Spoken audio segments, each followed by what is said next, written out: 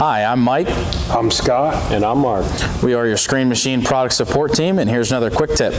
Today's quick tip is going to be just going over the proper connection for this M12 connector, either on a level sensor or a temp sensor. We also use it on the level sensor, but basically if you were to unscrew this connector, what you want to do, the proper way to install this, put just a little bit of dielectric grease on the connector itself. Go ahead and plug it in.